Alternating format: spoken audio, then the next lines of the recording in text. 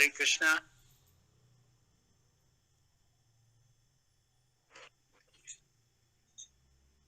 Hare Krishna Maharaj, Dandavat Pranam.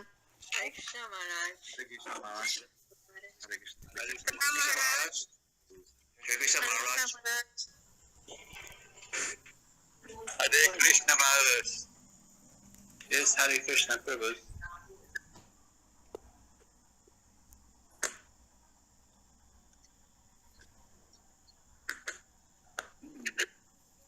Just 1 minute.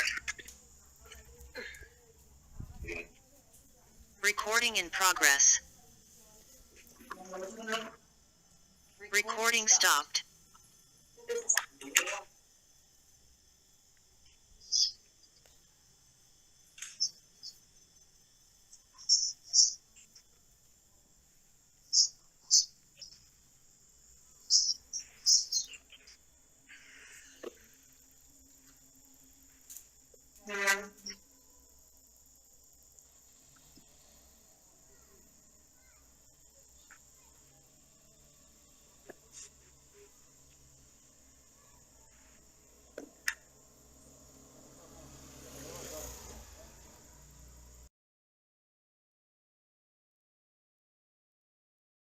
Okay, Hare Krishna.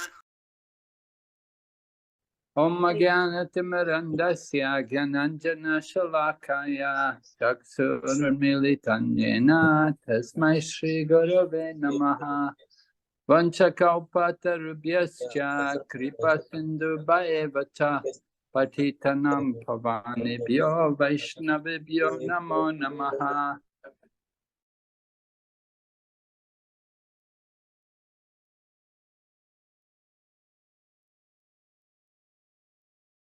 Shri Vasati Gaur Bhaktavinda Hare Krishna Krishna Krishna Hare Hare Hare Rama Rama Rama Hare Hare.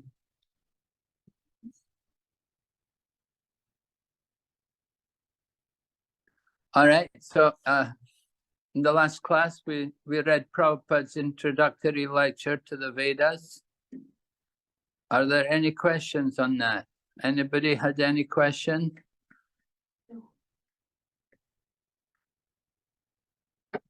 Anything at all? It's all clear to you?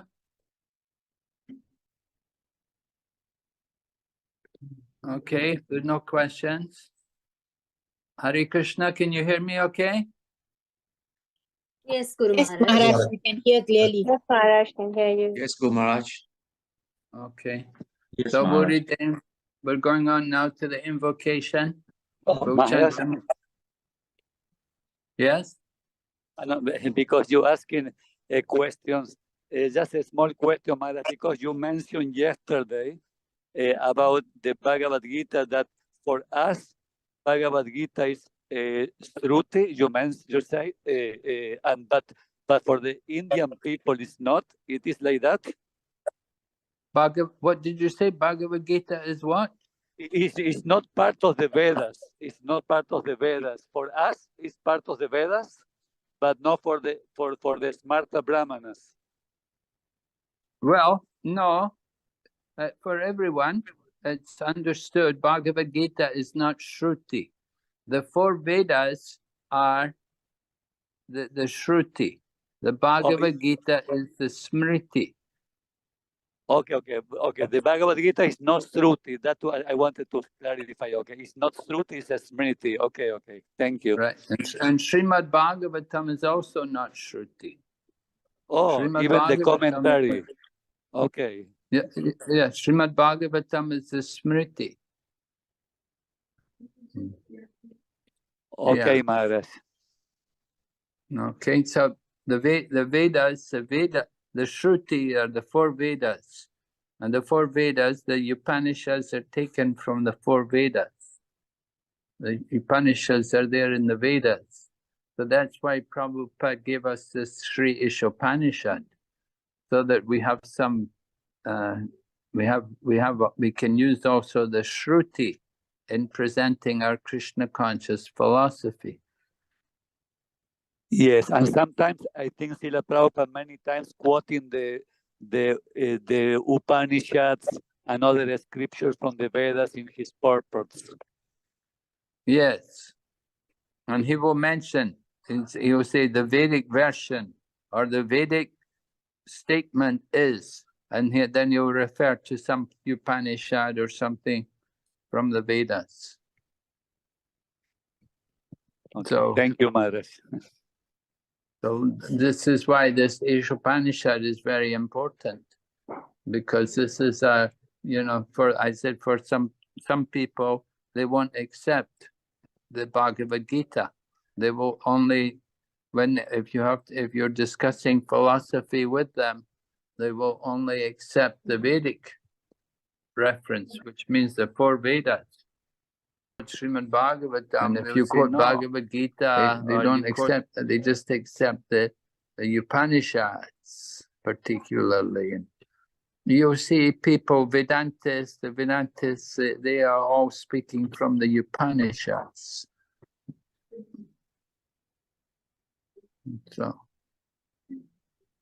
So it's an important point. I mentioned that there's that article in the Back to Godhead, which is there in your handbook, the student handbook, the one article about the importance of the Isopanishad and how Prabhupada wrote it for us. He gave the purports and everything. And so it's this book is Isopanishad is very important, very valuable for us, because this is a Vedic, from the original Vedas, from the Yajur Veda, right? Okay, so we'll go ahead now onto the invocation. We can chant the mantra. Please repeat. Om Purnamada Purnamidam. Om Purnamadam Purnamidam. Purnat Purnamudachate. Purnat Purnam Udachyate. Purnasya Purnamadaya. Purnasya Purnamadaya. Purnameva Vashishyate.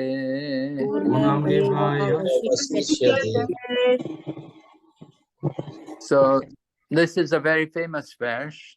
It's very famous, very well known, often quoted, often heard, recited, and so on by the Brahmanas.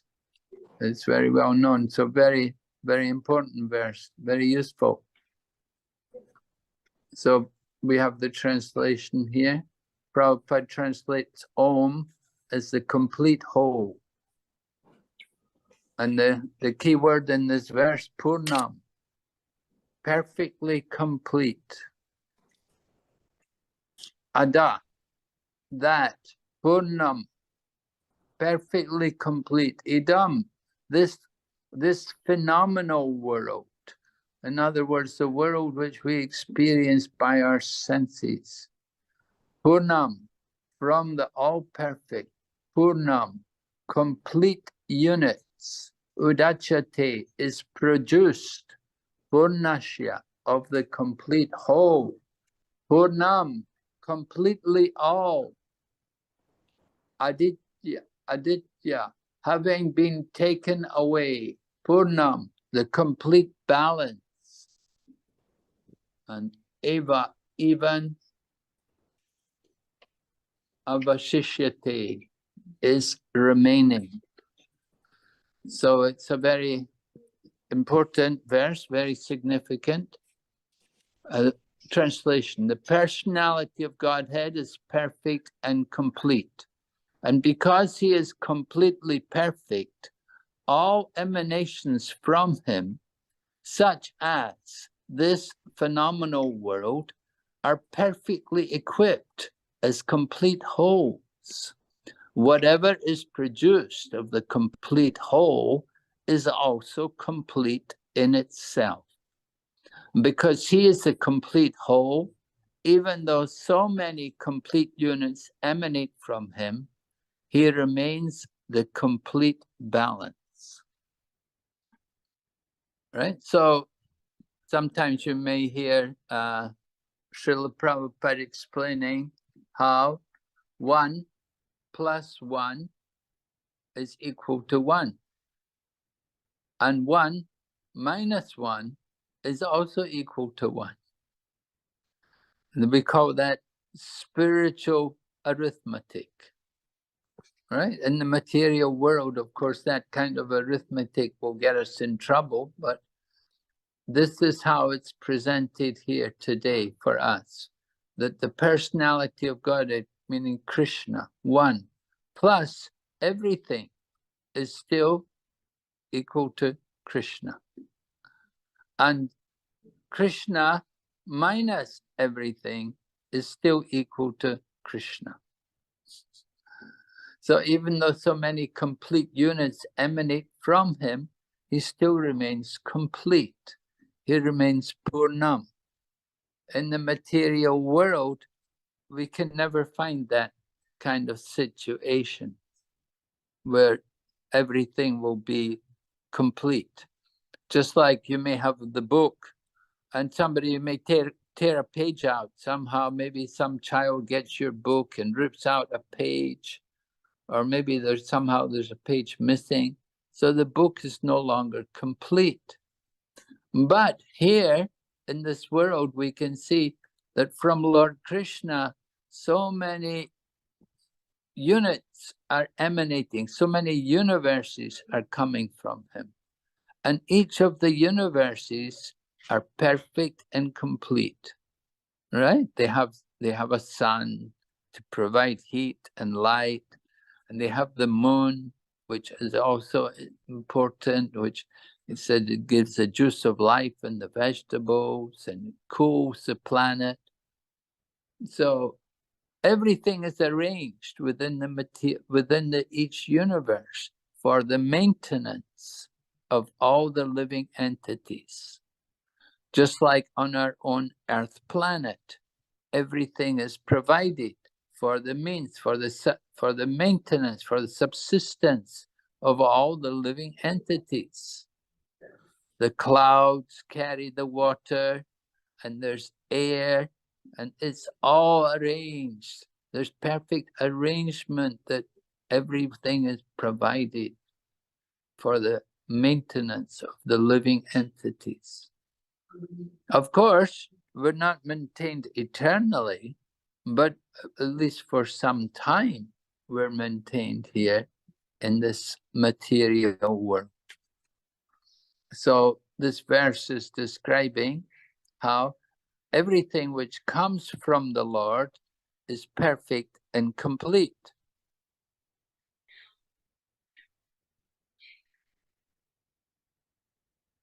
Rajendra, ni kai guan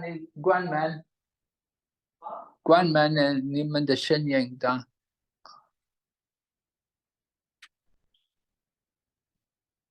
So the complete whole is complete, even though so many units are coming from him. But Lord Krishna is not reduced. He remains complete balance. All right. So we'll go through the purport, and Prabhupada begins talking about how the absolute truth can be understood in different ways. It can be understood as the Brahman, the impersonal Brahman, or it can be understood as the Paramatma, or it can be understood as Bhagavan. So Srila Prabhupada points out that if you simply have understanding of the Brahman, that is not complete knowledge. The complete whole, Prabhupada said, is the complete personality of Godhead. So we want to understand the Lord complete in all of his features. But if we only understand the Lord as the impersonal Brahman, then that is not complete. That is just one aspect of the Lord. His impersonal feature is just one aspect. And then other people, generally the Gyanis, they understand, they approach the impersonal Brahman. And then yogis may meditate on the Paramatma. But if they just simply know the Lord as a Paramatma, as the super soul, then that is also incomplete. that only those who understand the Lord in the Bhagavan feature have the complete information about the Lord. One who knows the Lord as Bhagavan, then he also knows the Lord as Paramatma and as Brahman. Just like somebody has $100, they also have $50, they also have $20. It's all included. And the same way, everything is included in Bhagavan realization. One who knows the Lord as Bhagavan will also know his impersonal feature and his all-pervading feature as the Brahman and as Paramatma, respectively. So then Srila Prabhupada goes on to describe how knowledge of the Brahman, that is simply realization of the Sat feature. Sat, meaning his aspect of eternity. So we may know that the Lord is eternal. And we'll think of the Lord in that way. Brahman is eternal, realization of the Sat, meaning eternality. So the Gyanis, they have that realization of the impersonal feature of the Lord, realization of his eternal nature. But the yogis, the Paramatmas, those Paramatmavadis, their realization is above that. They have realization of the Sat and the Chit features. They realize the Lord is eternal, and they also have some knowledge. They have some knowledge about the Lord, about the nature of the world, and so on. So this is a higher realization than realization of the Brahman. But then if they go on still further, then they can realize the Lord's feature as Bhagavan. And the realization of the Bhagavan feature is the realization of the Lord as eternal, full of knowledge, and full of bliss. We say Sat Chit Ananda, and also Vigraha. So the nature of the Supreme Lord is like that. He is described in the scriptures as being eternal, full of bliss and knowledge, and with a form. So then Srila Prabhupada goes into discussing about how the Lord has a form, because Lord Chaitanya's movement is especially concerned in presenting the feature of the Lord as a person, and a person will have a form. Couldn't be a person without a form. And so if he were formless, Prabhupada writes, you can see there in the purport, if he were formless, or if he were less than his creation in any way, he could not be complete. So we're discussing the Lord, the complete nature of the Lord. And as we said, Om, the complete whole. The Lord is the complete whole. But if the Lord does not have a form, and we have a form, then we have something which the Lord doesn't have. So how could that would be a big contradiction in spiritual philosophy. If the living entities are something greater than the Lord, how could he be the Lord? So the Lord has everything. As Prabhupada said, he must contain everything, both within and beyond our experience.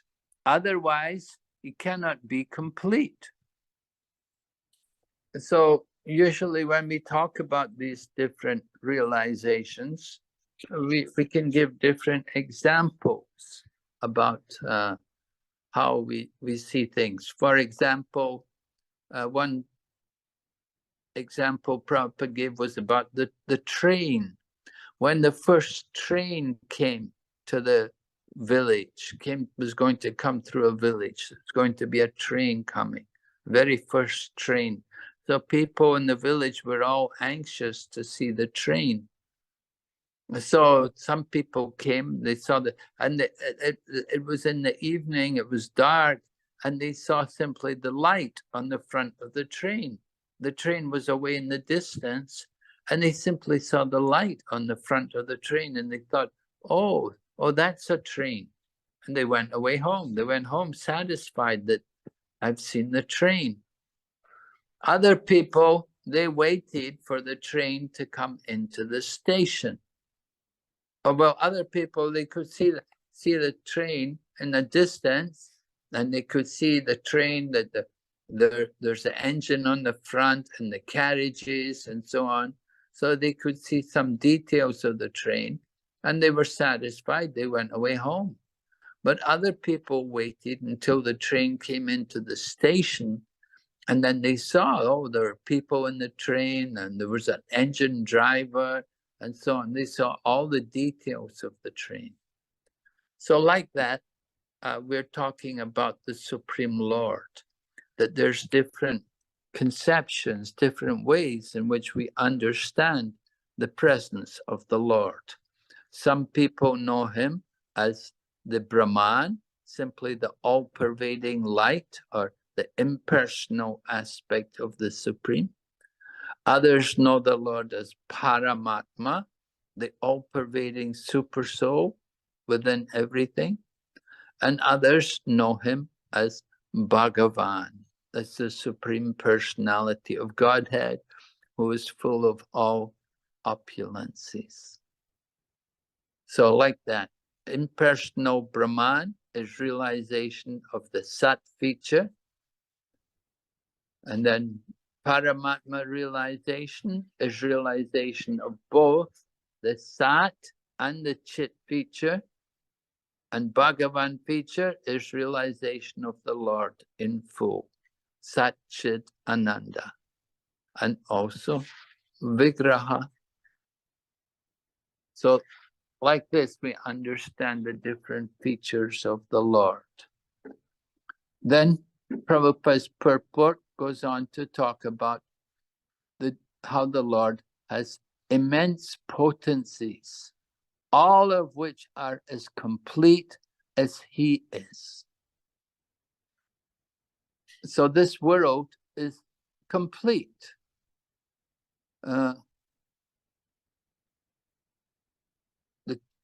Prabhupada explains the 24 elements, which this material universe is a temporary manifestation, are arranged to produce everything necessary for the maintenance and subsistence of the universe. So everything is provided. All the food we need, the grains, they grow year after year. You can plant the seeds in the field every year, and again, the crops will be produced. And in this way, by the arrangement of the Lord, we're able to maintain the lives here in this world. Probably we also can give the example about the young child. When the young child is born from the womb of the mother, how immediately milk comes there in the breast of the mother, and she can feed her milk to the child. So this is the arrangement of the Lord, because the child is just born, so there's nothing really which he can eat. He has no teeth, cannot take anything. Which just born, the only thing he can take is the milk. So he takes the milk from his mother, and it's arranged how the milk flows from the breast of the mother when the baby is born. Now, previously, there's no milk flowing from the breast of the woman. But once the baby comes, then the milk flows out from her breast, and she can feed the baby. The mother doesn't do anything. It's all arranged by the Supreme Lord. He's arranged all of these different things to facilitate our life.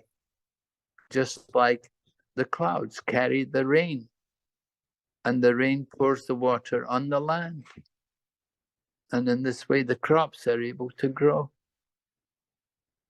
So the Lord arranges the water flows down the mountains into the sea, and from the sea, the clouds evaporate the water into the clouds, carry the water back onto the land. This is a complete arrangement within the universe to facilitate life for all living entities. But at the same time, we should understand that it's a temporary arrangement, a temporary manifestation. Like we don't remain here forever. We go through the different phases of life because our bodies are material, and material bodies, they grow and then they begin to decay, and ultimately they die. But then you take birth again. So all of this is arranged by the Lord. He's arranging for everyone. All right, reading some more from the purport here. All facilities are given to the small, complete units, namely the living beings, to enable them to realize the complete whole. All forms of incompleteness are experienced due to incomplete knowledge of the complete whole. I like this sentence. I think it's a very wonderful sentence. All forms of incompleteness. You know, certainly in the material world, we can feel incomplete. We can feel something is lacking. But Srila Prabhupada explains that feeling of incompleteness, that is simply our illusion due to incomplete knowledge of the complete whole. If we have full knowledge about the Lord and the creation, then we'll know that we're complete, everything is complete.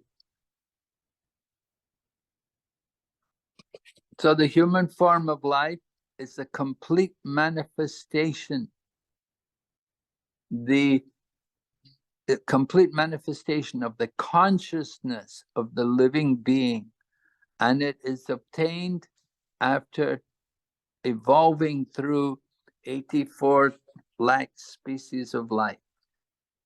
In the human life, full consciousness is attained. The living entity does not realize his completeness in relation to the complete whole. He loses the chance to realize his completeness, and is again put into the evolutionary cycle by the law of material nature. So Srila Prabhupada is describing to us the purpose of this human form of life, how we have to realize our relationship with the Supreme Lord. We have to use the human life for its proper purpose, which is to understand our spiritual nature, and then to go on to realize our relationship with the Supreme. Behind this whole cosmic manifestation, there's a Supreme Being who is behind everything, and we have a relationship with him. So without doing that, then we're wasting the human life. If we don't use our life for inquiry into the absolute truth, if we don't use our human life to inquire about the Lord, then we're simply on the level of the animals. It means we're only engaging in this eating and sleeping and mating and defending. And we haven't even made an attempt to inquire about the nature of the absolute truth. So it's very important for us in the human form of life that we take advantage. If we don't use this human life properly, then we lose the human form of life and we go into the lower species, and you go into the lower species, and then you have to go through evolution again until you can come back again to the human form of life. So in this way, we can waste a lot of time in the material world. All right, Srila Prabhupada continues in the purport. Because we do not know that there is a complete arrangement in nature for our maintenance, we make efforts to utilize the resources of nature to create a so-called complete life of sense enjoyment. So Srila Prabhupada is explaining now about our way of trying to control the situation here in this material world. We try to use things like technology and scientific innovation to maintain our existence and to make our lives complete and comfortable.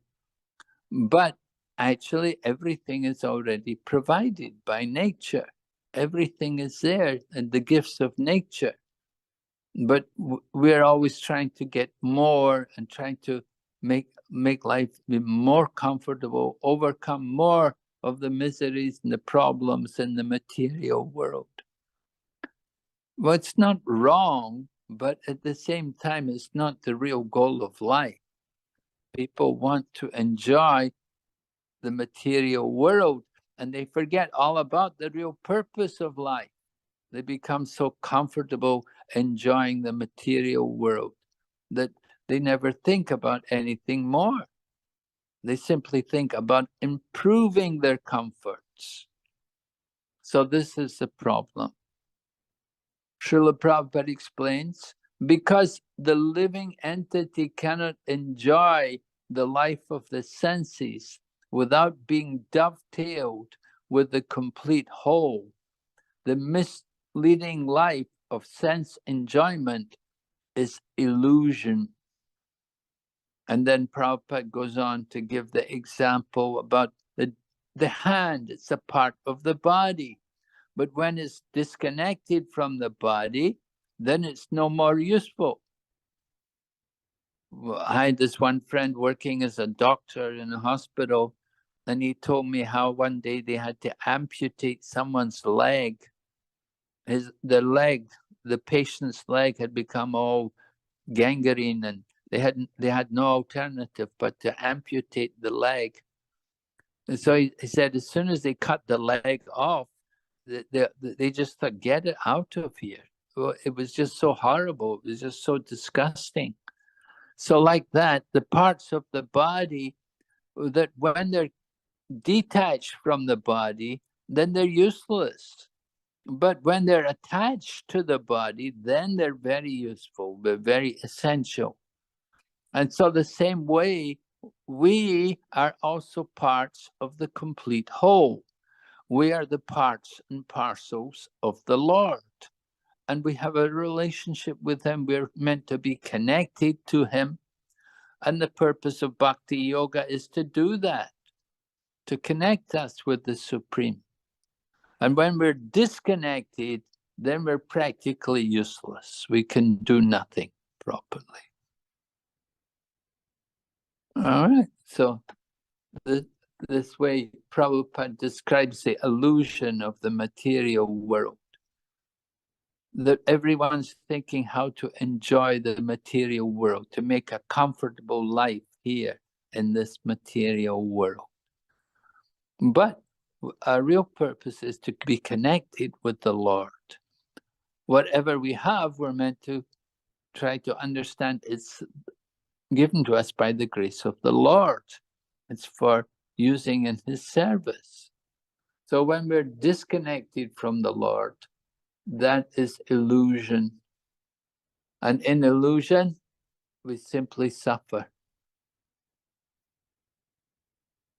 Nobody can be satisfied in the illusory condition of material life. So Prabhupada concludes this invocation mantra. We'll just read this final paragraph. The completeness of human life can be realized only when one engages in the service of the complete whole.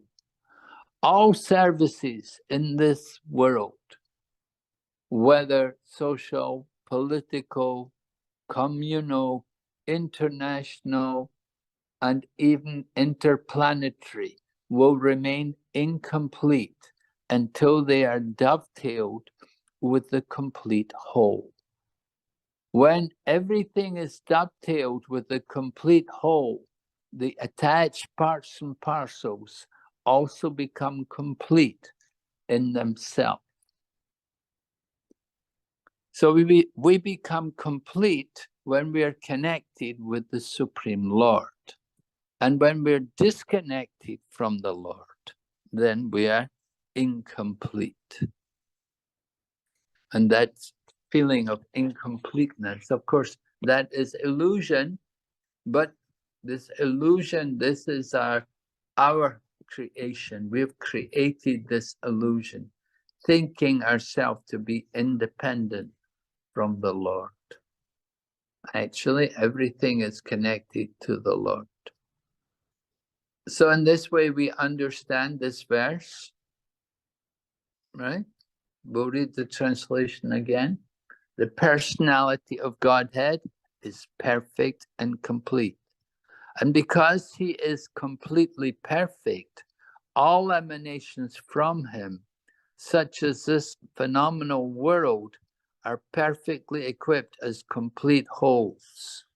Whatever is produced of the complete whole is also complete in itself. Because he is the complete whole, even though so many complete units emanate from him, he remains the complete balance. So the Lord is always complete.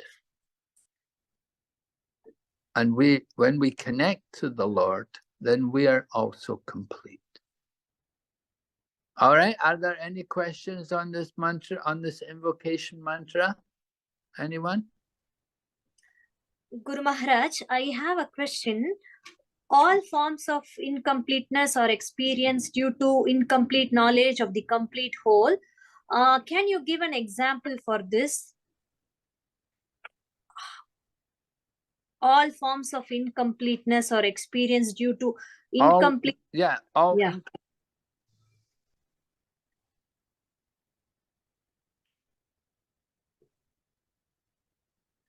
Are due to incomplete knowledge of the complete whole.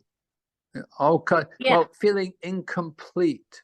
We feel like, I need this. I need to have more money, or I need to have, sometimes the husband and wife think we need to have a child.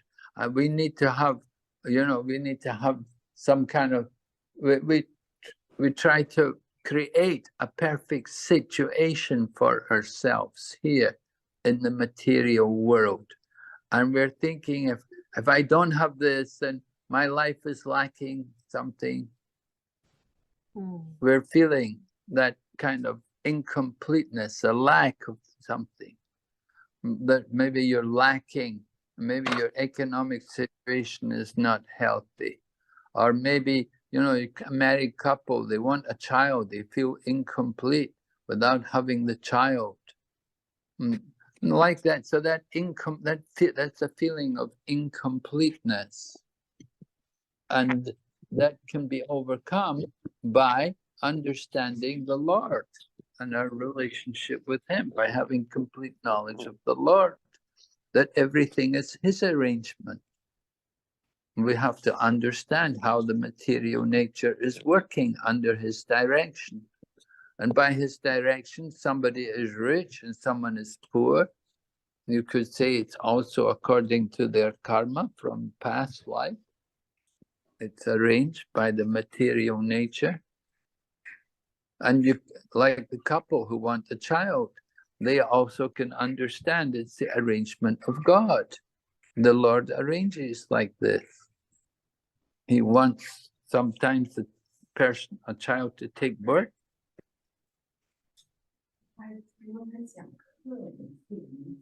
The Lord arranges for each and every one according to their past activities. So like that is incompleteness, and how it's caused. That how Jararani, ikaw why ba na?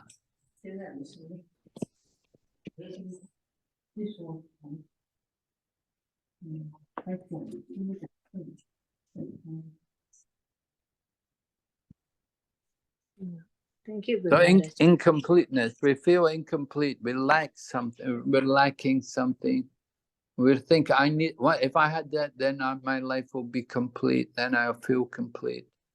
You feel you want to do something, you want to achieve something, that feeling of achievement, then you feel complete. Without these things, you're never complete. So that's the feeling, but that's all due to forgetfulness of the Lord. Due to incomplete knowledge of the Lord, we're feeling incomplete. Something is lacking. Oh, why am I suffering? Other people have got so much wealth. I don't have wealth. Why they have got so much wealth and I don't have it? Someone else has got so many children and we cannot even have one child. Why is it like this? We feel incomplete. Something is lacking. But if we have complete knowledge of the Lord and understand how everything is going on under His direction, then we can be satisfied. Yes, Guru Maharaj. So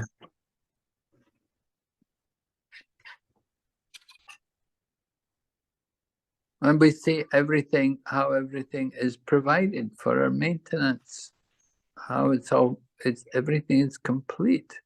We don't lack anything. All the food and everything is provided for our maintenance. The water, the air, everything is arranged so nicely under the direction of the Supreme Lord. But we are thinking more about sense gratification. We want to satisfy our senses. And a lot of science and technology is aimed at making the world more comfortable and more pleasing to us, more pleasurable to our senses. That is our mistake. We're thinking that we're just meant for enjoying here in this world. But that is not our real position. We're not meant to just try to be enjoyers, but rather we're meant to be enjoyed. Our position is we're meant to be engaged in the service of the Lord. But that realization has to be developed through association and through hearing from scriptures. Then people can understand these things. But Guru Maharaj, if we get diseases, then we need science and technology, right? We have to go to the doctor and the doctor performs a surgery or something like that. Yes, we do. Yeah. Then, but in that case, we need science, some more arrangements, right, Guru Maharaj, for our maintenance? Yes, well, we're not saying they should not take care of our health. Of course, you have to take care of your health, and sometimes you have to go to the doctors and have to go to hospitals and things, make use of these things. They're provided for the benefit of the people, so it's not wrong to use these things. Because the body is given to us by the grace of Krishna, so we have to maintain the body. And Krishna has given, you could say Krishna's made the arrangement that medical science is there. So medical science is there for maintaining the body, to make it healthy, to keep it healthy, so that we can use the body in the service of Krishna.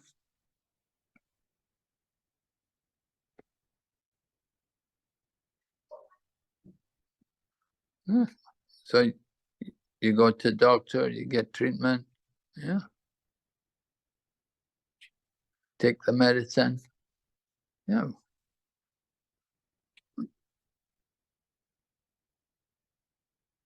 So with the help of doctor, then you can do more service for Krishna. We have to learn how to utilize everything properly. But we don't want to exploit the resources of the material nature. This is the point. That's the point. We don't want to think the world is just there for our enjoyment. We can go and get medical aid to make the body healthy, so that we can use it for Krishna's service. We don't just make the body healthy so that you can have more sense enjoyment.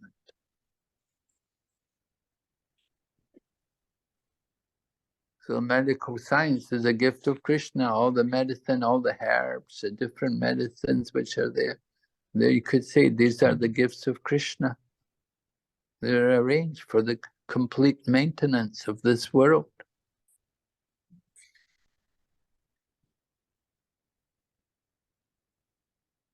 All right. Hare Krishna Maharaj. Yes, Prabhu.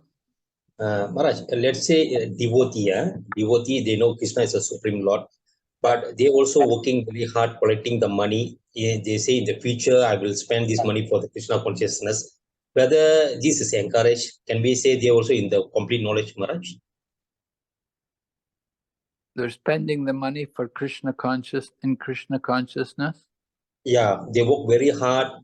Okay, and they say in the future I will spend this money all for Krishna conscious purpose. So that's why I'm working very hard. Okay, I don't know whether we can say whether they also in the complete knowledge, Maharaj. Either this is encouraged, either we should not do as a devotee, we should not do that. Either we have to focus in the different way our life. What you mean? They work in a job, or they just go and collect money from other people? No, they are working, Maharaj. They're working very hard. Sometimes cannot attend, the temple programs. But they say, I will collect this money. I will spend for future. I will spend for the Krishna consciousness, like that. This kind of both they take. Okay, so can we say there is in the complete knowledge as well? Well, we have to see how well they can do it. And, Okay. are they able to? How long are they able to maintain themselves in Krishna consciousness without association, without coming to the association of devotees? We do hear from Srila Prabhupada. He said that if you think you can be in Krishna consciousness without taking advantage of the association of the devotees, then that's just illusion. That's just another illusion. All right. People may say, no, I'll use it all for Krishna, but how long will they do it all? Will they use it all for Krishna? And what are they going to do for Krishna? They say they're going to be in Krishna consciousness on their own, just at home with their own family. They don't want to associate with other people. It's not good. They should associate. We need association. We need to hear. And it said that hearing about Krishna in the association of devotees is gives pleasure to the ear and to the heart. But if you're just going to be in Krishna consciousness on your own, in your own home or whatever, then how much Krishna consciousness will you have there? I'm doubtful how people can maintain their Krishna consciousness if they don't come and attend the programs. And it's not like the programs are every day. If you have a program once a week and they can't even come once a week, it's not very good. So it doesn't speak very highly for people if they don't come and associate. but we're very doubtful about how much they can be in Krishna consciousness. They do need to come and associate. Okay. Clear.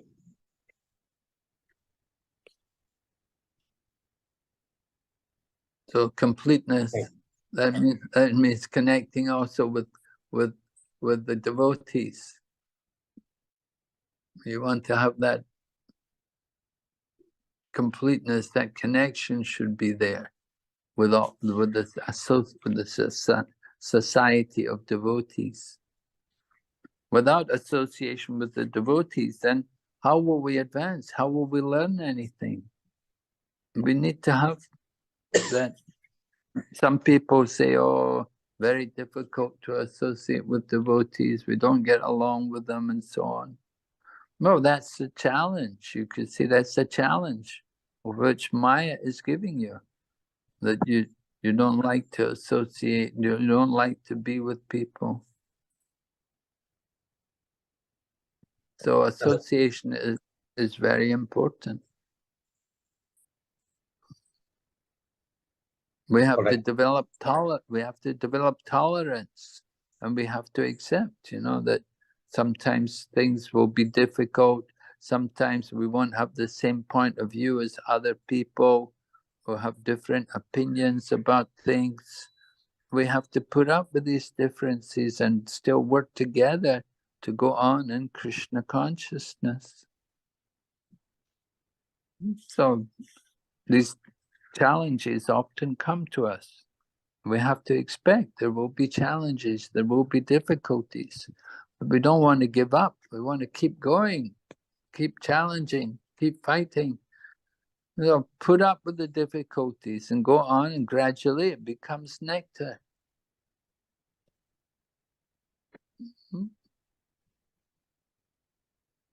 So people are saying they're going to spend, they're working and spending the money for Krishna and Krishna consciousness. Okay, that's very nice. But they can come to, they should still come and be with in the association of devotees. They may not want to give any money. Okay, we don't say you have to give money, but you come and associate with the devotee. That's the important thing. Okay. Okay, Maharaj. Yeah. Thanks, Maharaj. Maharaj, yes, I got a question. Regarding the living entities, they are also considered complete, isn't it? Yes. So they're complete units. Yeah. They're complete in the sense that, but then the potency and all that is.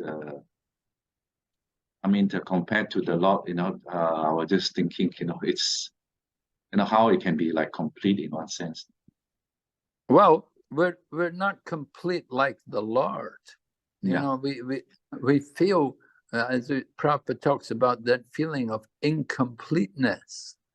So we have that nature that's, that on our own, without connection with the Lord, we're not really complete. That we're actually incomplete without that connection to the Lord. And Prabhupada was giving the example about the hand being disconnected from the body. So the same way the living entity being disconnected from the Lord, he is also incomplete. He's not complete. He's in an incomplete condition, because it's only by connection to the Lord that you can actually understand his own nature, his own position. But so if one is liberated, then one can actually understand that concept. Is that what you meant? Once one is liberated, well, once one is just, you could say once one Krishna conscious, once one is Krishna conscious, then you can understand this. Liberation, the impersonalists, they also want to get liberation, but actually they're also incomplete, because they have not understood fully their relationship with the Supreme. They have incomplete knowledge. But the devotees, they have complete knowledge. They're completely connected to the Lord.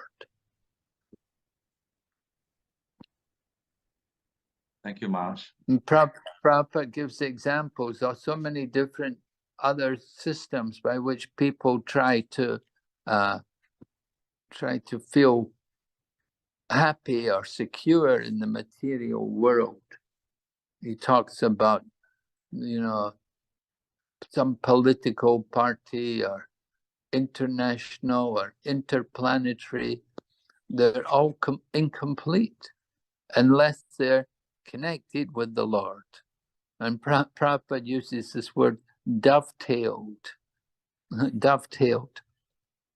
I remember when we were, as a child at school, we were doing woodwork and we learned to make a dovetail joint. It's a way when you cut the wood in such a way that two pieces of wood can be joined together. So dovetailing. So Prabhupada uses this word to describe the living entity's connection with the Supreme Lord. When two pieces of wood are dovetailed together, then it's very secure and it will hold nicely. So the same way, when the living entity is dovetailed with the Lord, then he will actually be complete. You say living entities are also complete. Well, that's the illusion to think we're complete. You could think, well, I don't need Krishna. I'm complete. I'm enjoying my life. I'm having my sense gratification. You know, and people may think, no, I don't need Krishna. Why do I need Krishna? I'm already complete. But actually, they're not complete. And at some point, time will come when they will become more aware of their incompleteness. You know, the troubles will come. The old age will come. The disease will come. The legal battles will come. And you will then recognize the incompleteness. And ultimately, we have to leave the world. So that will also be another time for feeling bewildered. Because those who have no information about the Lord, then where are they going to go? Where will they go? Into the oneness of the Brahman? That may be their goal, to enter into that oneness, into the light, and to give up their individuality. But actually they cannot. The living entity may enter into the Brahman, he may enter into the impersonal light, but he still keeps his individuality. Because he has a spiritual body which is not going to be affected. So going into the Brahman, that's not the goal. Going into becoming one with the Paramatma or getting yoga siddhi, yoga powers from the grace of those who worship the Paramatma, that's also not the goal. We want to understand the Lord fully, his Bhagavan feature. So otherwise, it's just incomplete. It's incomplete. We're wasting our time.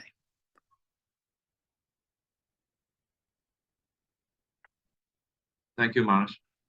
We want to enjoy life. We enjoy life fully when we're connected with the complete whole. Without being connected with the complete, we won't enjoy for long. That's for sure. But when we are connected to the Lord, then there is real enjoyment on the spiritual platform. Right? Okay, any other question on this mantra? No, The Hare Krishna. invocation? Yes? Hare Krishna, dear Guru Maharaj, please accept my humble obeisances, all Guru Srila Prabhupada, Gurudev. In the purport, it is said that realization of impersonal Brahman or Paramatma is incomplete realization. But how can one consciously move from the level of Brahman to Paramatma and then to the personal concept of God? Is it possible to meditate on all three levels? Or to move from meditation on Brahman to meditation on Paramatma, for example, do we need to change our level of spiritual development? Yes, if you're beginning your process of self-realization and you're simply focusing on the Brahman, then you may come to Brahman realization, and you may come to realize you're not the body, right? You realize you're not the body, but at the same time, you may then go on to realize that there's also a Paramatma. There's another soul, not just the one individual soul, but there are two souls. Mm-hmm. Just like we feel sometimes, sometimes you'll feel the Lord in the heart speaking to us, telling us to do things or telling us not to do things, that he'll tell you, this is not good, that you shouldn't be doing this, He'll tell you, oh, you have to wake up. It's it's time in the morning. You have to chant your rounds. You have to get up. So the Lord is speaking. We can feel it. So a conscious person will be that someone is speaking. Someone's there speaking, telling me to do these things and telling me not to do these things. So in this way, we come to realize that there's a super soul. And we understand then there's a super soul as well as the individual living entity. There's also the super soul in the heart. And so you can go on from the Brahman. Brahman realization means understanding you're not the body, that you're Brahman. You have a spiritual nature. But then you go on to understand more that there's also Paramatma. And then you can go on from that Paramatma realization, understanding the Lord is there as Paramatma, that there's also a Bhagavan personality. There's a Supreme Lord who is over everything. The Lord of Vaikuntha. So you can go on from Paramatma, you could go on to Bhagavan realization, to understand how the Lord is there in his eternal abode and how he sent us into this world to try to propagate, try to induce, or try to awaken the public to Krishna consciousness. So yeah, you can go on, you can do like that, but that's a long way, that's a laborious way. To go from Brahman to Paramatma to Bhagavan, you may never. Many people, they just go to Brahman, they never go any further. They're satisfied just to understand I'm not the body, I'm Brahman. And that's as far as they go. But you get other people who will go on to become Paramatmavadis, and then some people will go on and realize how the Lord is Bhagavan, full of all opulences. So it's arranged like that, that you can go, that's like going up in the lift. I'd rather, if you walk up the stairs, if you walk up the stairs, the first level, you come to Brahman, then walk up more stairs, then come to Paramatma, keep going, walk up the stairs, then come to Bhagavan. So it can take a long time. It's a long way, a lot of trouble walking up all the stairs. But you can go in the lift, and you can take the lift, and you can immediately start with Bhagavan realization. And with Bhagavan realization, understanding the Lord as Bhagavan, we will also hear about his other features, how he also exists as Brahman and as Paramatma. So that is for sure. That the mood of the devotees is to share their knowledge with other devotees, not to just keep the knowledge for themselves. Okay? Oh, thank you very much, Gurudev. It's clear now. Thank you. Haribol? Hare Krishna. Okay. All Hare- right. Yes, right. thank you so much. Yes. Okay, any other question? Okay, then we'll go on to mantra 1 here. Let's read mantra 1. Maybe while we're here, does anybody know how many classes are we supposed to have for this course? Anybody know? Hare Krishna Maharaj. Yes. Maharaj, 29th December is our exam. So before that, we have to complete. Oh, 29th December, huh? Okay. Yes. Thank you, Maharaj. Okay. All right, so we'll go on to mantra 1.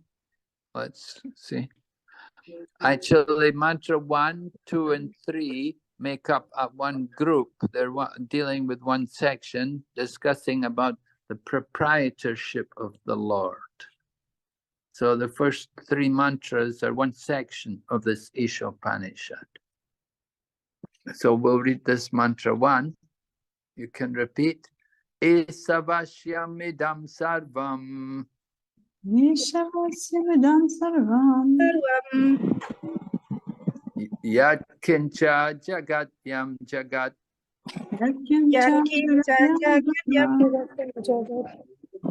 Tena chaktena bunjata.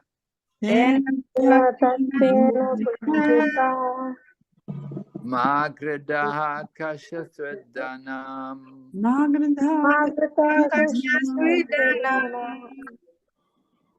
So both the invocation and mantra 1, they're verses which you have to remember. They're memorization verses. So not very difficult, very easy ones. But you have to know them. You have to know them, and you should know the meaning as well, and you should know the key words also in the mantra. Right here in this mantra 1, the key verse, the key word is Isavashya. Isavashya.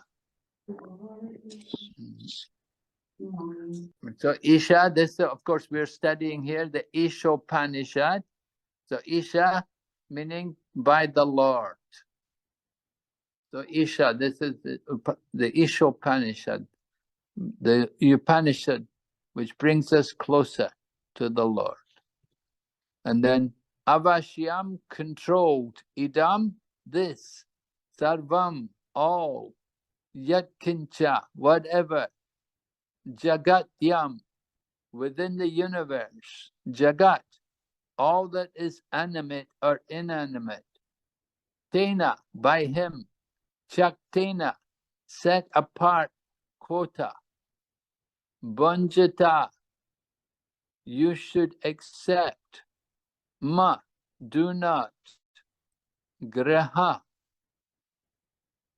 endeavor to gain.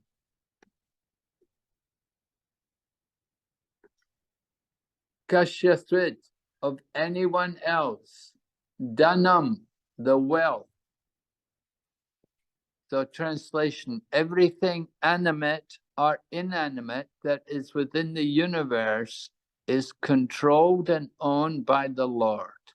One should therefore accept only those things necessary for himself, which are set aside as his quota, and one should not accept other things, knowing well to whom they belong. So you can see the question of proprietorship is here.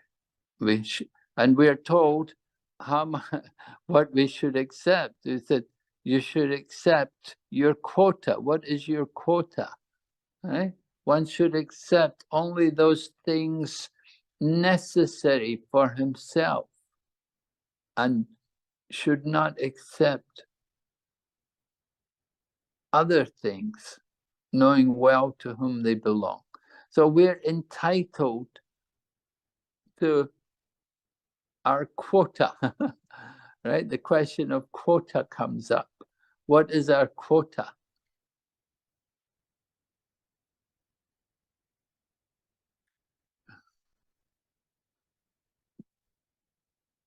All right, so we'll read Prabhupada's purport here, very instructive. So everything animate and inanimate. So everything living and not living is controlled and owned. It's all the Lord's energy. So therefore we should accept only those, what is necessary, what we need, right? We should not be extravagant. Try to just take what we need. So Prabhupada's purport, he begins talking about how the Vedic knowledge is infallible. And he talks about the disciplic succession, how it comes down through the disciplic succession. And Prabhupada uses the word aparushya, which means that it's coming not from an ordinary person. Purusha means a person, but apurusha means not coming from just any person of the material world. So the Vedic words which are spoken by the Lord are called aparusha. And Prabhupada said this indicates that they are not delivered by any mundane person. If they were delivered by an ordinary person, then it would be purushya. But this is apurushya, so not from an ordinary person.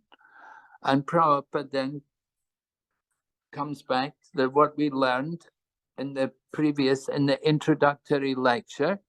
Prabhupada quotes the 4 defects. The living entities in the material world, they have 4 defects. So this is why the knowledge which comes from an ordinary person is imperfect. But the knowledge which comes from the Lord, that is perfect. You see, this is the thinking of the jnanis. That's why they only want to accept Shruti. They say the Shruti is coming from the Lord.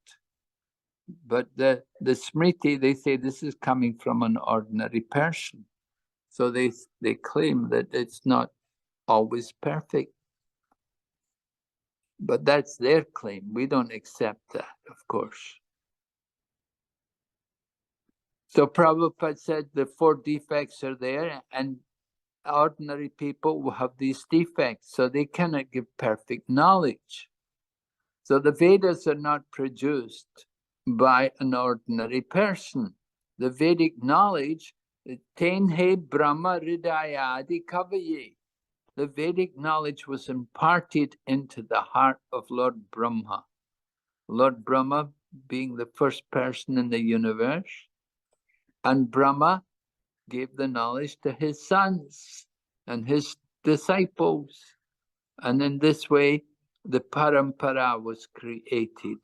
Parampara was begun from Krishna to Brahma, and from Brahma to Narad. Narad is one of the sons of Brahma, and Narad had many disciples, and there were other, of course, there were other sons also who were also teaching, but particularly Narad. So in this way, the parampara came about. And then Prabhupada talks about how the Lord is Purnam, right? We had in the invocation mantra, Om Purnam. So Purnam, he's complete, he's all perfect. He's not lacking in any way. And he's not also under the laws of material nature. because he's the controller of the material nature. Just like they have the, you could say just like the father. You know, maybe when we were young children, we'd go out and we'd come home late at night, and father would get angry and say, you have to come home early at night. And so we may say to father, but father, you stay out late at night. So father will say, well, it's my house. I can do as I like. But you're here, you do what I tell you to do. So the same way, the Supreme Lord, he's the controller and he's independent and he can do as he likes. He's the controller of the material nature. We are not. We are controlled by the laws of nature. So Prabhupada mentions how both the living entities and inanimate objects are controlled by the material nature and ultimately by the Lord's potency. We're all controlled, all the living entities and also the inanimate objects, like, you know, what inanimate objects means, houses, mountains, bricks and stone. It's all the Lord's property and it's controlled by him.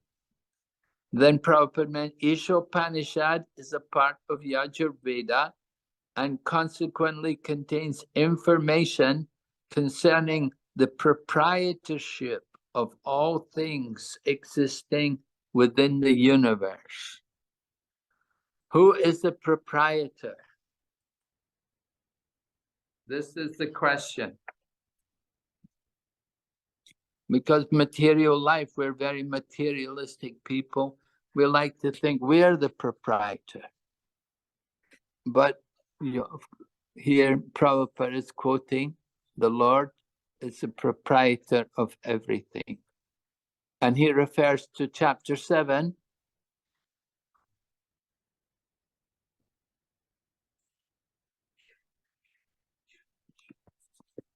Just a minute.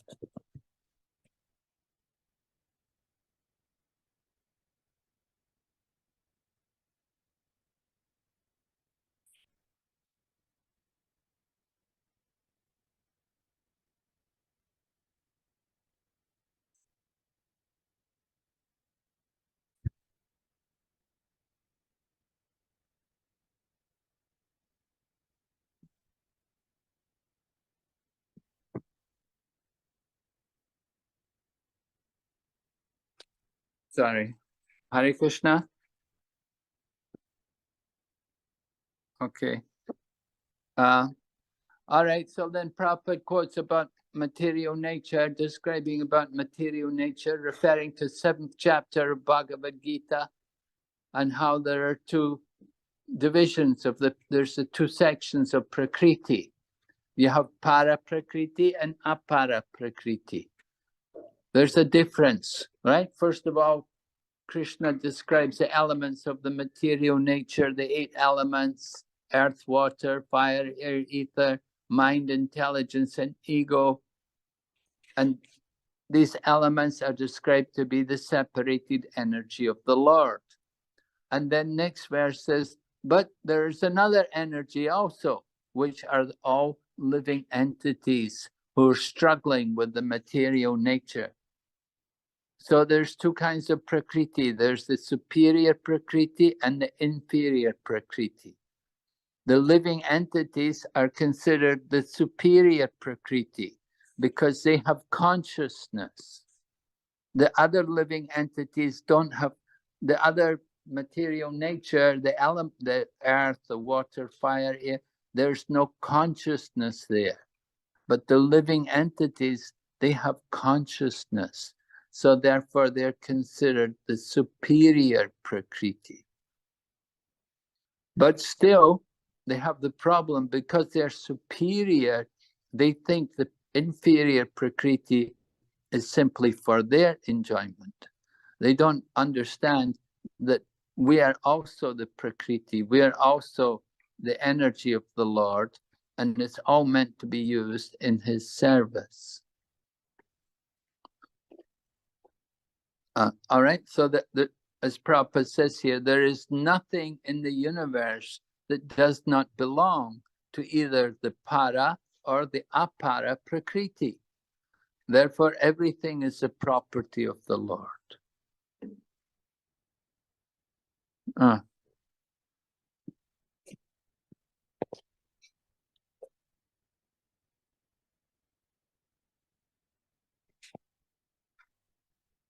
So then Prabhupada's purport goes on, speaking about the Supreme Lord as the complete person. And because he is the complete person, he has also perfect intelligence, and he can use this intelligence to arrange for everything in this material world, as well, of course, also in the spiritual world. And Prabhupada gives some analogy here. He said, the Lord is compared to a fire, and everything organic and inorganic is compared to the heat and light of the fire. So the Lord is like the fire, and the material nature, the living entities, they're compared to the potency of the fire, the heat and the light.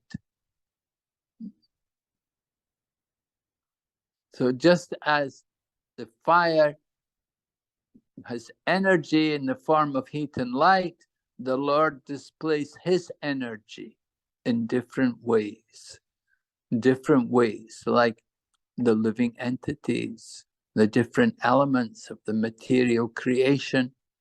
It's all part of the potencies of the Lord.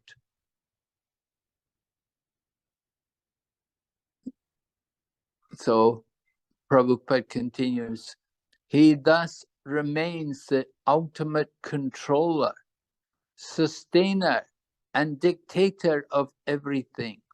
He is the possessor of all potencies, the knower of everything, and the benefactor of everyone. He's full of inconceivable opulence, power, fame, beauty, knowledge, and renunciation. So we have to understand that there is such a thing as inconceivable potency. Inconceivable potency, achintya shakti. That it's a very important aspect in trying to appreciate the position of the Lord. We have to accept that there are such things as inconceivable potencies. For example, the sun is an example of inconceivable potency. That every day the sun lights up the sky and gives off so much heat and light. In the material world, in our own experience, we may make a fire, we may build a fire and we have heat and light, but we can never have something like the sun, which for millions of years has been giving off heat and light without being exhausted. We build a fire and the fuel will be all exhausted. You have to get more fuel, keep putting more fuel on the fire. But the sun, somehow it continues to distribute heat and light. So that's an example of inconceivable potency. And in the same way, the Lord also has inconceivable potencies. He has inconceivable opulences, far greater than we can even begin to imagine. This is the position of the Lord. So we should be intelligent enough, Prabhupada says, to know that except for the Lord, no one is a proprietor of anything. Everything belongs to him. It's given to us by the grace of the Lord. And then Prabhupada talks that we should take what is our quota. And Prabhupada then gives some examples of quota. He talks about the cow, for instance. What is the quota for the cow? The cow does not drink milk, but she eats grass and straw, and her milk is designated as a food for human beings. I don't know how the vegan people would like this, but Prabhupada is explaining here about how the cow takes grass but provides milk. So this is the arrangement of the Supreme Lord. The milk is, as Prabhupada said, is designated as food for the human beings. Initially, of course, the cow will give milk to the calf, but as the calf grows, then it doesn't need the milk anymore. And then at that point, that milk, the cow is still giving milk, and that milk is meant to be food for human beings. And Prabhupada said, this is the arrangement of the Lord. So we should be satisfied with what the Lord has arranged for us. He's set aside for us these different things.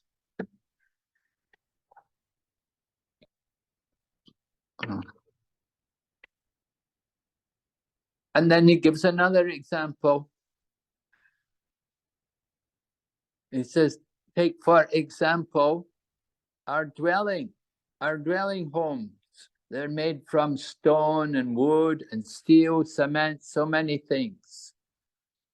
So we must know that we cannot produce any of these materials ourselves.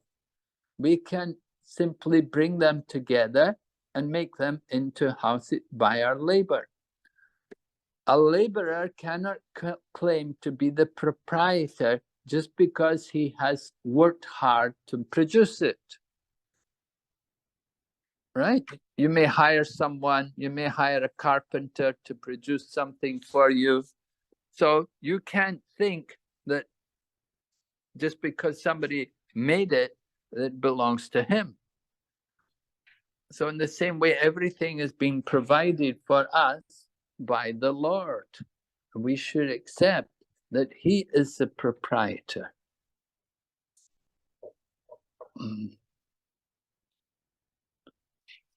And then Srila Prabhupada then begins to talk about the laborer and the capitalist. The quarrel between the laborer and the capitalist. The laborers meaning like in communist society, socialist society. And Prabhupada talks how people become like cats and dogs. They face each other, ready to fight. Could be war at any moment. So Sri Isopanishad points out who is actually the proprietor. In one place, the capitalists, they're claiming they're the proprietor. And in the socialist system, they're saying everything belongs to the country. But actually, both are wrong. Everything belongs to the Supreme Lord. And if we don't recognize that, then we're no different from cats and dogs. Just a minute. Excuse me 1 minute.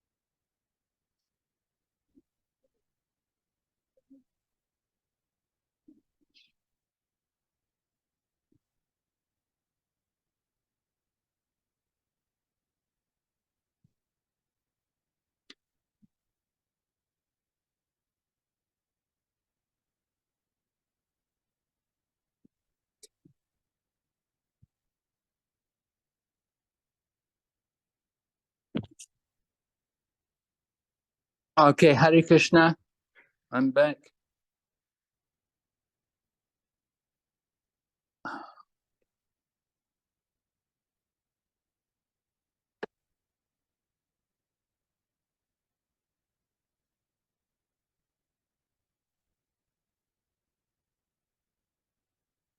All right, so Prabhupada points out about this conflict between the capitalist and the communist, how they're fighting. The capitalist cannot stop the communists, and nor can the communists stop the capitalists. And they're all fighting for stolen bread. Right? The example was given about the thieves which rob some place and they have a lot of treasure, and after they've stolen everything, then the thieves said, one of the thieves said to the other thieves, let's divide everything honestly. Right? They stole everything and they're talking about dividing everything honestly or fairly. So that's the mood in the material world. People are fighting about stolen bread. So we should understand who is actually the proprietor. And Prabhupada said human beings are not meant to quarrel like cats and dogs. Everyone is meant to be provided for. There's enough for everyone. In the Upadeshamrita, Prabhupada gives the example how a bag of rice may be there, and the bird will come and take some rice, take a few grains of rice for itself and fly away. But the man will come, he'll take the whole bag. So we have that mentality in the human society. We want everything for our enjoyment. So we must be intelligent enough to understand what is actually meant for us. Just like Prabhupada said, the Vedas are meant for people, not for cats and dogs. Cats and dogs, they kill the animals. The cats and dogs can kill other animals for food, and they don't get any karma, no sin. But if a man kills an animal for the satisfaction of his tongue, then he gets karma. He's broken the laws of nature.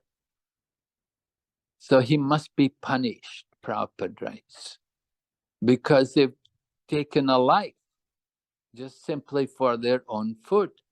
So that was not the law of proper mood. Everything was provided for food in the way of grains and vegetables and fruits. You didn't have to take the animal life.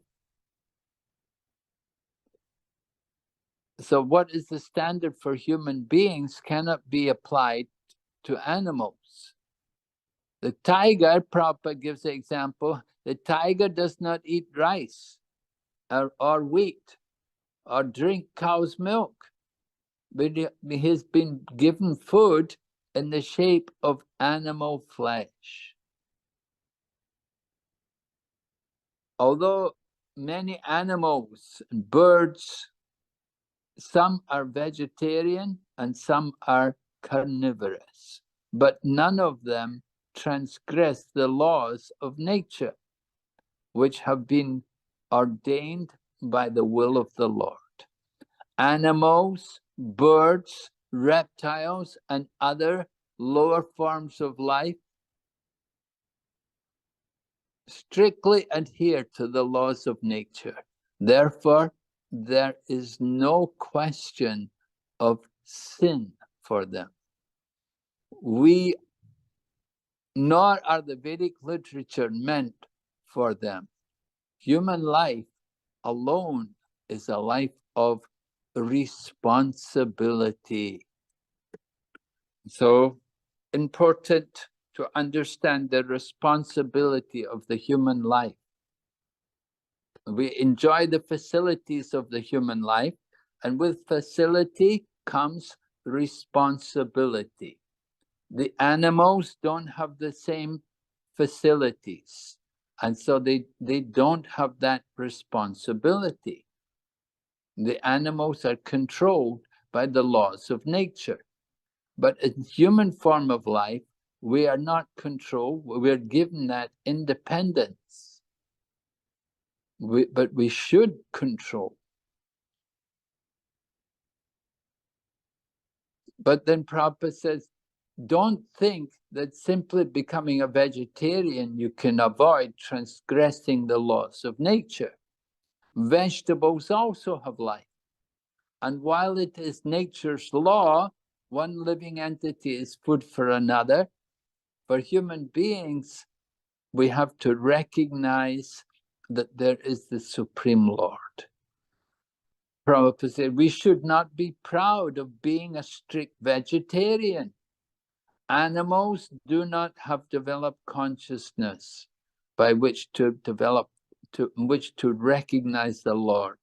But a human being is sufficiently intelligent to take lessons from Vedic literature and know how the laws of nature are working and derive profit out of such knowledge. So this is the responsibility of human life.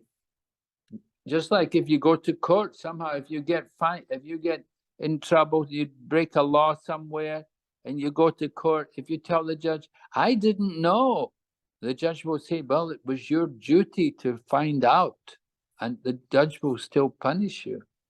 It's unlikely he will let you off. You go, if you're found guilty of doing something, then there'll be a crime, there'll be a punishment, there'll be a fine. You have to pay. So similarly in material nature, we cannot say, I didn't know he couldn't kill, I didn't know he couldn't eat meat. We have to find out about these things.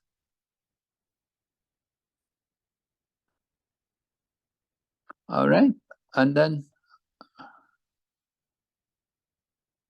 okay, so Prabhupada's talking, don't be proud of being a vegetarian. We have to know about the laws of nature. And he says, if a man neglects the instructions of the Vedic literature, his life becomes very risky. A human being is therefore required to recognize the authority of the Lord and become his devotee. And then Prabhupada talks what you have to do, offer everything to the Lord and just take the remnants of food offered to the Lord. In other words, take prasadam.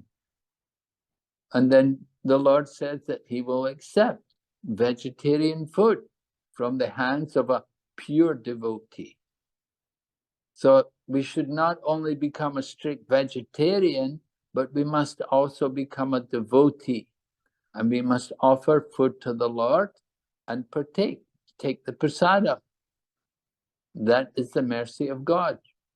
Only those who act in that way can properly discharge the human life.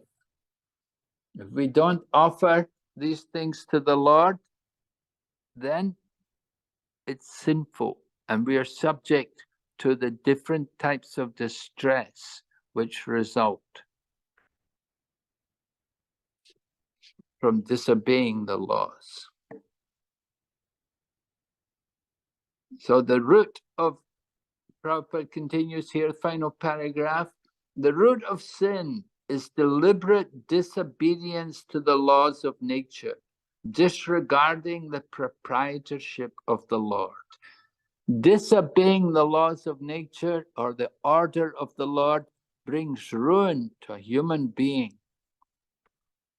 And then Prabhupada gives us the converse, that on the other side, one who is sober, who knows the laws of nature, and who is not influenced by unnecessary attachment or aversion, is sure to be recognized by the Lord.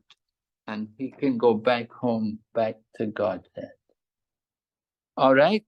Are there any questions on this mantra here about proprietorship?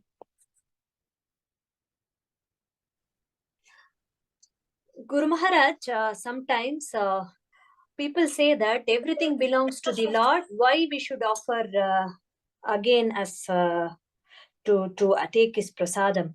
It's already everything belongs to the Lord. Yes, well, you have to show if everything belongs to the Lord, we have to offer it to him to eat.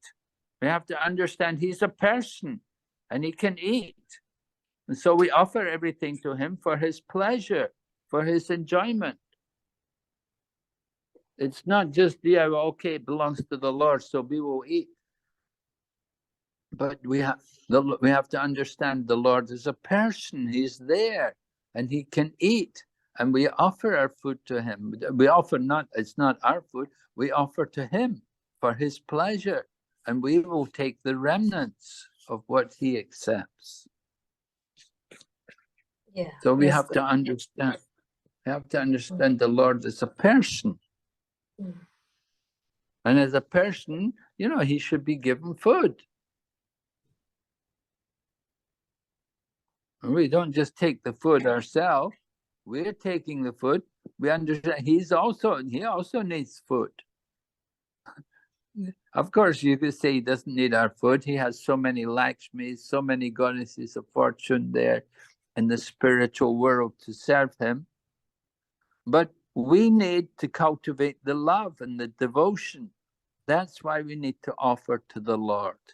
Because by offering to the Lord, we're cultivating our devotion. Our bhakti is being nourished. And if we simply take without offering to him, there's no bhakti, there's no devotion there.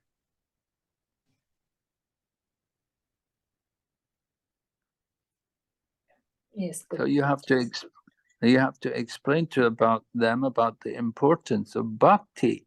We have to cultivate devotion. Yeah. Yes, Guru Maharaj.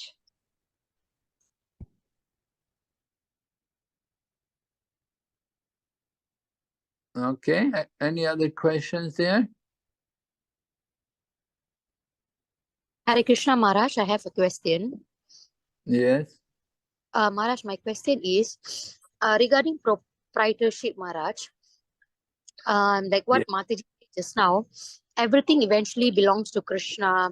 Everything eventually comes from Krishna, and eventually we have to return back some sort of amount back to Krishna, like whatever that is affordable to us. Sometimes, Maharaj, due to our false ego, we tend to claim that things belongs to us, though we get it because of the mercy of Krishna. So times like this, Maharaj, how can we remind of ourselves that ultimately everything belongs to Krishna? Well, we can remind ourselves that everything belongs to Krishna by using everything in Krishna's service. Just like you may be quite a renounced person, you may not have very much in the way of possessions.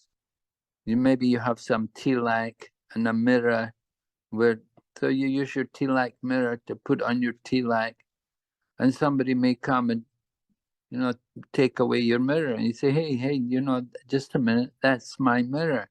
I need that to put on my tilak every day.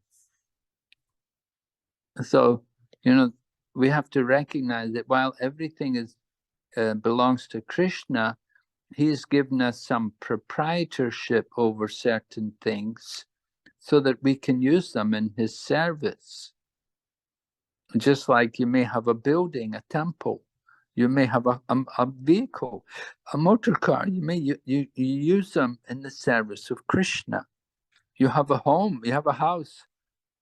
It's Krishna's house, but you're using it for Krishna's service.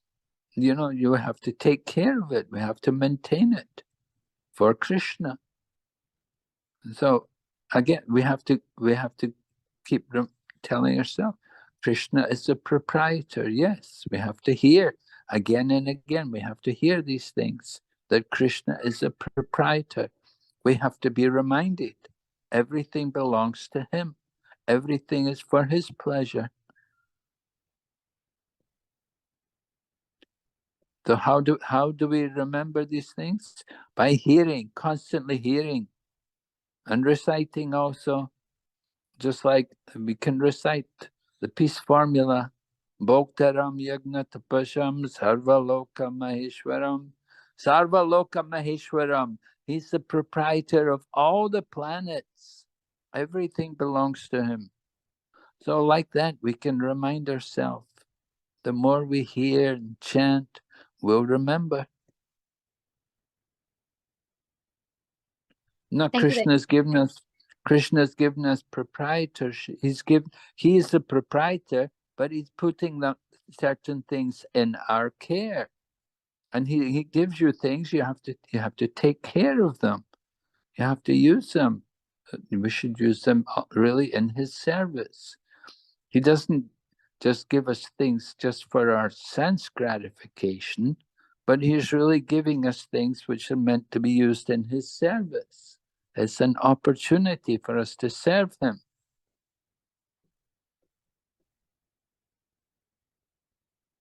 Yes? Yes, Maharaj. It answered my question. Thank you very much, Maharaj. Okay, and some more questions there? Hare Krishna, Gurudev. How can we really understand what is our quota? Yes, that is a difficult thing to do, to know what is our quota. We have to recognize what we actually need and what we don't need. Human nature is that, our conditioned nature, we always want more and think we need more. How much space do you need? How much space do you need to lay down at night? You don't need a big space. How many clothes do you need? Do you really need all these clothes which we have? It's so easy to accumulate things in this world. Sometimes we accumulate much more than what we actually need. So we have to recognize what is really our quota, and try to minimize our quota, right? Not try to increase it, but try to reduce it. In other words, try to live a simple, a frugal life. Don't be extravagant, right? Extravagancy is wasting things, having more than what we actually need. So it's not good. I have that problem. I'm very extravagant sometimes. So try to control, try to be careful to use everything in a proper manner, as it's needed. Don't waste. Sometimes we have so many shoes. How many pairs of shoes can you wear? You can only wear one pair of shoes, and people have so many shoes, so many clothes. So we want to simplify, keep it big. At the same time, there are certain standards to live in the world, certain standards by which we have to live. You have to have certain clothes. You have to have clothes for different positions, different duties to be done. So like that, we understand quota. By being intelligent and examining and trying to keep life simple.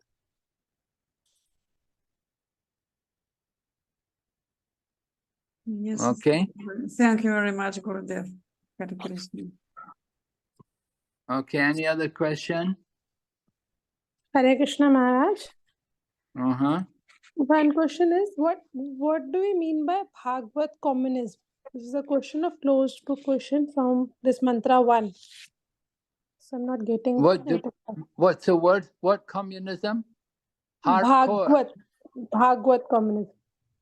Oh, English Bhagavad communism. Yes. Bhagavad communism means that everything belongs to the Lord.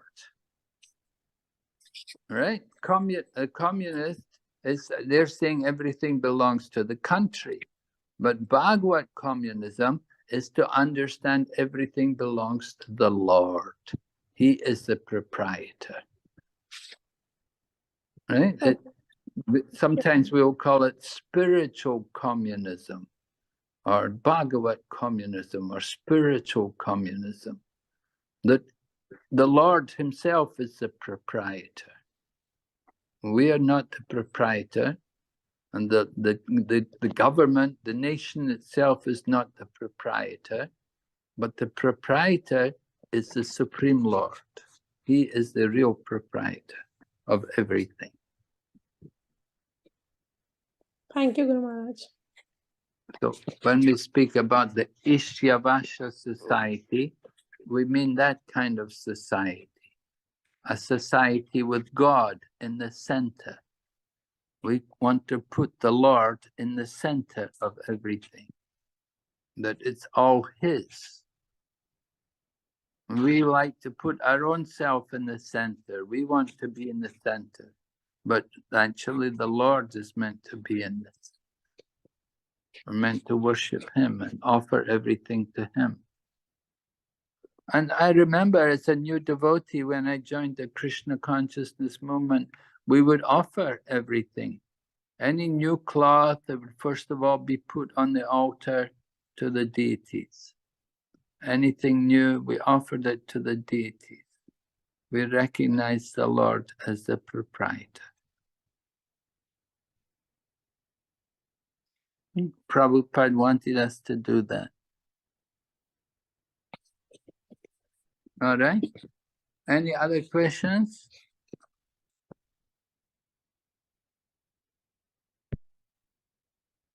Okay, so maybe we'll stop here tonight. Hare We'll Krishna, go on. Maharaj. I Yes. have a question, but not related to what you were teaching us just now. I just want to ask you, is there any chance that you can postpone the Monday class to Tuesday? Since Monday we have a few events like the end of Damodara, and then Tulasi Vivaha, and also Bhishma Pancha. Last day we have some celebration in our centers. So is it any possibilities that you can postpone the class to Tuesday? Well, it's okay with me. You have to ask everybody else. Is it all right with everybody else? I'm all right with it. Yes. Hare Krishna Maharaj. Yes, Maharaj. No problem, Maharaj. Can shift. Can. Okay. Good to postpone to Tuesday also. We also have All right. Yeah. Everybody has Okay. to. Yeah, everybody please give your. Okay, very good. So then we'll have class on Tuesday evening. Maybe Thank you. admin can post. Thank you, Maharaj. Okay. All right. So we'll meet on Tuesday. Thank you. Hare Okay, Maharaj. Krishna. Thank you very much. Thank you very much.